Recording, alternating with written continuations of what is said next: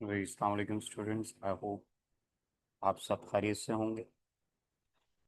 तो बेटे आज का जो टॉपिक है जो हम कवर करने जा रहे हैं chapter number 13 physical optics. Topic का नाम क्या है? रिफ्रैक्शन। इसको डायफ्रैक्शन भी कहा जाता है। ठीक है बेटे। अच्छा जी, तो टॉपिक है उसका नाम क्या है? डिफ्रैक्शन। डिफ्रैक्शन का मतलब डिफ्रैक्शन का मतलब क्या होता है बेटा?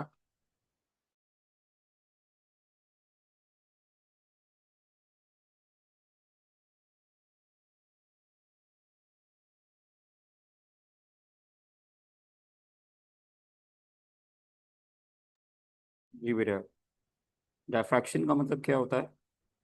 Diffraction means the bending of light. Light का क्या हो जाना? बैंड हो जाना around an obstacle is called diffraction कहलाता है। फिर ऑब्स्टिकल का मतलब क्या होता है? Small gap. मतलब अगर मैं आपके सामने यहाँ एक रफली सी डायग्राम बनाता हूँ बेटा, मैं आपके सामने एक नैरो सा, एक बहुत ही छोटा सा एक होल बना देता हूँ यहाँ पर एक मटेरियल में से, लाइक दिस। ठीक है ना? अब इस बारीक से होल में से अगर मैं लाइट को गुजारूंगा, आपको पता है ना, यू नो व्हाट की लाइट क्या है? वेव है। तो बेटा यहाँ से जब बहुत ही बारीक से सुराख से लाइट गुजरती है तो बेटा गुजरने के बाद ये लाइट यहाँ से क्या हो जाती है? बैंड हो जाती है। अब ये लाइट बैंड कब होगी? याद रखिएगा, जब लाइट की जो वेवलेंथ है, अगर लाइट की क्या होती है अपनी, आपको पता है लाइट एक वेव है, तो every wave, every transverse wave has a wavelength. Wavelength. तो अगर लाइट की जो वेवलेंथ है वो क्या हो जाए? कंपेरेबल हो जाए। किससे कंपेरेबल हो जाए? अगर लाइट की वेवलेंथ क्या हो जाए? कंपेरेबल हो जाए किससे? ऑब्स्टिकल से। ऑब्स्टिकल मतलब क्या है? Small gap. यानी कि गैप की वेवलेंथ और लाइट की वेवलेंथ अगर तकरीबन इक्विवेलेंट हो जाए तो लाइट इसमें से क्या हो जाती है? बैंड हो जाती है। इस फिनोमेना को हम क्या नाम देते हैं? Phenomena which we say that phenomena which we say that बेटा, ये फिनोमेना क्या कहलाता है? ये फिनोमेना क्या कहलाता है? डिफ्रैक्शन कहलाता है। इसे डिफ्रैक्शन कहते हैं। ठीक है बेटा। लेकिन अगर मैं यहाँ पर स्लिट्स के दरमियान गैप को बढ़ा दूं, अगर मैं स्लिट्स के दरमियान बहुत ज़्यादा गैप को बढ़ा दूं, यानी कि जो लाइट की वेवलेंथ है वो इस स्लिट से क्या हो जाए? छोटी हो जाए। यानी कि स्लिट में बहुत ज़्यादा गैप हो, तो बताइए लाइट यहाँ पर बैंड नहीं होगी। लाइट से पॉसिबल कब बैंड होगी? लाइट से पॉसिबल किस वक्त बैंड होगी बेटा? एक ही सूरत में लाइट बैंड होगी कि जब लाइट की वेवलेंथ इस स्मॉल गैप के वेवलेंथ की क्या हो? कंपैरेबल हो। इस फिनोमेना को हम क्या नाम देते हैं? डिफ्रैक्शन का, या रिफ्रैक्शन का क्या कहते हैं? नाम देते हैं। आई होप यहाँ तक बात समझ में आ रही होगी। एक मिनट जरा वेट कीजिएगा।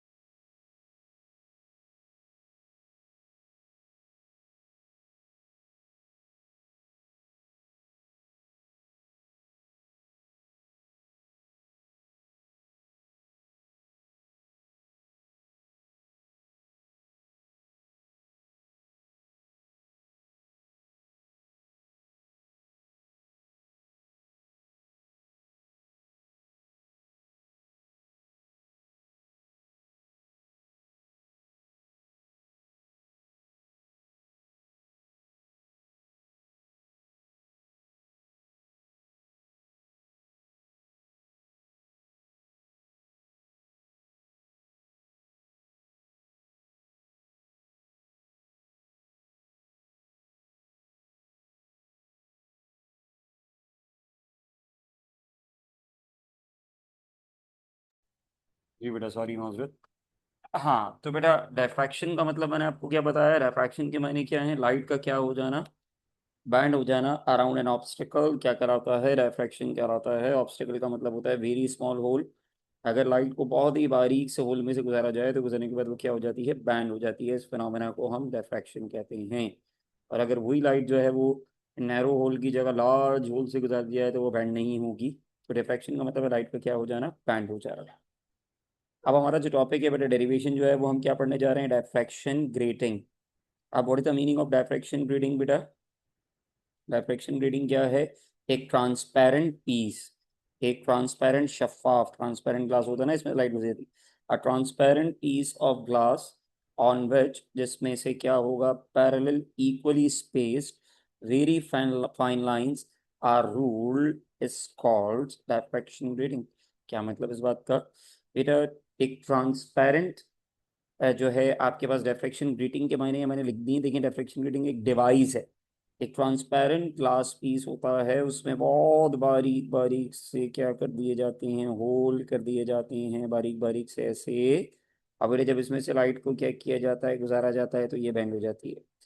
जब लाइट में से क्या किया, लाइट को इसमें से क्या किया जाता है, गुजारा जाता है, तो ये ऐसे बैंड हो जाती है। ये लाइट रे आ रही है, ये गुजरने के बाद बैंड हो गई, ये आई, फिर ये से क्या हो गई, बैंड हो गई। क्या है डायफ्रैक्शन रीडिंग? क्या है?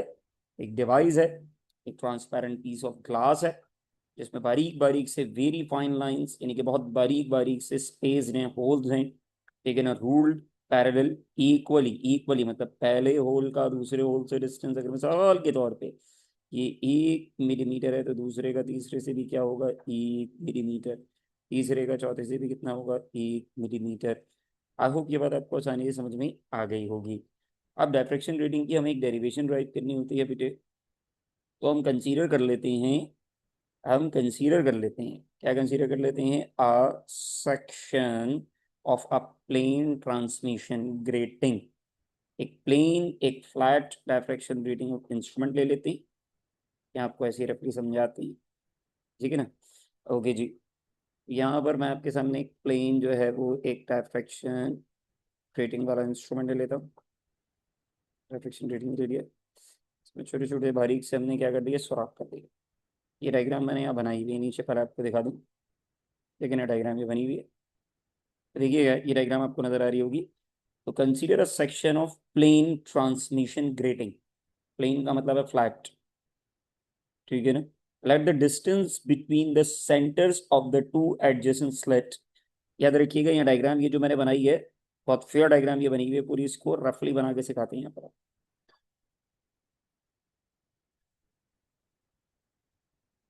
ये reflection grating transparent piece of glass बना रहे हैं, और इसमें छोटे छोटे बारीक से हम क्या कर देते हैं, होल कर देते हैं,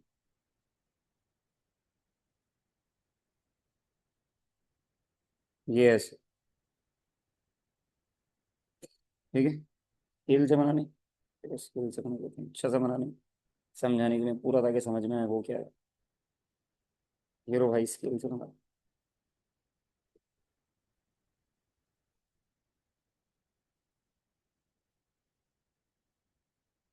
ये देखिए, ये हमने क्या बना लिया, डायफ्रैक्शन ग्रेटिंग, ठीक है ना। एक डिवाइस में बारीक बारीक से क्या है, होल्स हैं। तो consider section of plane transmission grating बना लिया। Let the distance between the centre of the two adjacent slits, दो स्लिट्स का मतलब है दो बारीक बारीक से जो सुराख हैं, ठीक है, दो बारीक बारीक से जो सुराख हैं आपके पास, ये पहला वाला, ठीक है जी, और दूसरा वाला, इन दो सुराखों के दरमियान के डिस्टेंस को हमने क्या नाम दे दिया, डी का नाम दिया। दो होल्स के दरमियान के जो डिस्टेंस है उसको हमने क्या नाम दिया, डी का नाम दिया। D is the distance between the, ये टू क्या होगा, स्लेट्स होगा, ठीक है ना, जिसको हम याद रखिएगा, इन दो स्लिट्स के दरमियान के डिस्टेंस को हम डी कहते हैं, और इनका नाम इस टॉपिक के अंदर क्या है, डी का नाम क्या है, grating element of the grating constant is D, ठीक है ना। ये ग्रेटिंग एलिमेंट और ग्रेटिंग कांस्टेंट करा था, क्योंकि जैसे पता है ये फासला अब चेंज तो होगा नहीं। मेरे ख्याल से यहाँ तक बात आपको समझ में आई होगी, ठीक है। उसके बाद अब हमने सामने क्या ड्रॉ कर लेनी है यार, एक स्क्रीन ड्रॉ कर लेनी है। हमने क्या किया, सामने यहाँ पर एक स्क्रीन बना ली, ये देखें ये स्क्रीन बना ली, लेकिन अब पढ़ रहा हूँ और आपको बता रहा हूँ problem. The point be on the screen will be bright. अब भाई ब्राइट का मतलब क्या है मुझे बताओ, ये यहाँ से ये रे आ रही है एक, ये दूसरी यहाँ से ये रे आ रही है, ये तीसरी रे यहाँ से आ रही है।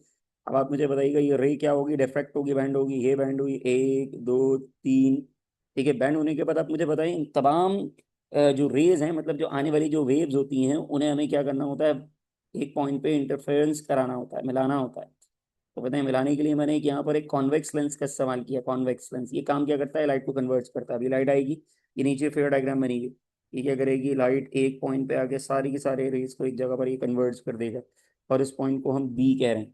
तो बताएं क्या लिखा है, बहुत आसान सी डेरिवेशन है बेटा, बहुत आसान सी है, पेपर के लिए इंपॉर्टेंट है। न्यूमेरिकल इसका आता है the point be on the screen, ये रहा पॉइंट बी। ये कौन सी लाइन हो गई भाई, ये क्या है आपके पास, ये क्या है, स्क्रीन है। The point be on the screen will be bright if the path difference between the two rays of light will be the integral multiple of the wavelength of monochromatic light। हमने young double slits में पढ़ा था ना, जो part जो constructive interference होता है bright ring का, सॉरी ब्राइट फ्रिंज का जो पार्ट डिफरेंस निकालने का फॉर्मूला होता है वो क्या होता है, S is equals to M lambda. तो point on the screen will be bright, bright जो है पॉइंट स्क्रीन पे कब बनेगा, जब दो वेव्स के दरमियान का जो पार्ट डिफरेंस होगा वो किसके बराबर होगा, इंटीग्रल मल्टीपल का मतलब है ये एम। एम का ऑर्डर आपको पता है, एम क्या होता है, एम एम किसे कहते हैं, एम किसके बराबर होता है, इंटीग्रल मल्टीपल होता है, 0 1 2 3। इंटीग्रल मल्टीपल, मल्टीपल का मतलब हो गया मल्टीप्लाई ऑफ वेवलेंथ। तो दिस इज द फॉर्मूला जो हमने यंग डबल में पढ़ा था पार्ट डिफरेंस निकालने का, ऐसे इक्वल्स टू एम लैम्डा। ये हम कब इस्तेमाल करते हैं, जब हम कोई भी स्क्रीन के ऊपर ब्राइट फ्रिंज बना रहे होते हैं। ठीक है जी, यहाँ तक बात समझ में आ गई, हाल बना गई होगी। अब क्या करेंगे, थोड़ा सा यंग डबल स्लिट एक्सपेरिमेंट अगर आपने पढ़ा हुआ है तो आपको बड़ा अच्छा समझ में आ जाएगा। अब आप मुझे बताइएगा, इस रे को हम नाम देंगे रे वन का, इस रे को नाम देंगे रे टू का। अब दोनों रेस के दरमियान पार्ट डिफरेंस कैसे निकालते हैं बताइएगा। जो बड़ी वाली रेज होती है उसमें से छोटी वाली रे को क्या कर देते हैं माइनस। छोटी वाली रे की क्या करते हैं, एक छोटी वाली रे के साइड पर एक परपेंडिकुलर लाइन ड्रॉ की जाती है, परपेंडिकुलर लाइन ड्रॉ की जाती है। और परपेंडिकुलर लाइन ये मैं डॉटेड बना रहा हूँ, ये इमेजिनरी लाइन, ये देखें ये परपेंडिकुलर लाइन मैंने बना दी, चले ऐसे बना दी। अब देखिए ये वाला पॉइंट जो है ना, इसको मैंने नाम दे दिया पी का, इस पॉइंट को मैंने नाम दे दिया क्यू का, इस पॉइंट को मैंने नाम दे दिया आर का। ठीक है ना, 90 के बिल्कुल एडजेसेंट वाली साइड ये बेस होती है, एंगल के सामने वाली साइड ये परपेंडिकुलर थीटा, थोड़ा हाईलाइट करें इसको, ये देखिए इसको थोड़ा सा नजर आएगा। ठीक है ना, डायग्राम में देखिएगा जहाँ से एंगल बनता है उसके सामने वाली साइड क्या कहलाती है, परपेंडिकुलर। 90 के सामने वाली साइड क्या होती है, हाइपोटेन्यूज। और जिस साइड से एंगल बना वो क्या हो गई, बेस। क्लियर, हाईलाइट करके दिखा रहा हूँ। और आप मुझे बताएं, इन ट्राइंगल आपके पास ये कौन सी ट्राइंगल है, ये फेयर डायग्राम से इन ट्राइंगल पी, हाईलाइट कर दिया। ठीक है ना, in triangle P Q R. ठीक है जी, एंगल के सामने वाली ये साइड कौन सी हो गई बताइए, एंगल के सामने वाली साइड ये कौन सी हो गई, एंगल के सामने ये साइड हो गई परपेंडिकुलर। 90 के ये वाली सामने साइड क्या हो गया, हाइपोटेन्यूज। तो बताइएगा साइन थीटा का फॉर्मूला आपको याद है, परपेंडिकुलर अपॉन हाइपोटेन्यूज। परपेंडिकुलर की जगह पर बताएं क्या आ गया, एस, और हाइपोटेन्यूज की जगह पर क्या आ गया, डी। साइन थीटा बराबर हो गया एस अपॉन डी, डी यहाँ डिवाइड हो रहा है उधर आगे क्या हो जाएगा, तो डी साइन थीटा किसके बराबर हो गया, एस के, और s is equal to d sine theta, equation number 2। और मुझे बताएं इक्वेशन नंबर 1। अब हम क्या करेंगे, बाय कंपेयरिंग इक्वेशन 1 एंड 2। तो बताएं दोनों इक्वेशंस की लेफ्ट हैंड साइड सेम है, तो राइट हैंड साइड दोनों एक दूसरे की क्या हो जाएंगी, दोनों इक्वेशंस की लेफ्ट हैंड साइड सेम है तो राइट हैंड साइड दोनों एक दूसरे के बराबर आ जाएंगी। यहाँ जाके हमारी डेरिवेशन मुकम्मल होती है, जिसमें एम किसको रिप्रेजेंट कर रहा है, ऑर्डर ऑफ डायफ्रैक्शन को, लैम्डा क्या है, वेवलेंथ ऑफ लाइट, और डी का मतलब क्या है, ग्रेटिंग एलिमेंट, यानी कि distance between the two slits. And this derivation बेटा ये लाजमी तौर पर आप लोगों ने यहाँ से यूट्यूब से मेरे चैनल से प्रिपरेशन कर लेनी है, आपने तमाम मेरे स्टूडेंट्स ने लाजमी। आगे जो है वो अगली वीडियो आपको जो है डायफ्रैक्शन थ्रू एक्स रेज जो मैं कराऊंगा वो आपको प्रॉपर समझ में आ जाए। ठीक है ना, यहाँ तक आया वो आपको समझ में आ गया होगा। आज के लिए इतनी काफ़ी, अल्लाह हाफिज़।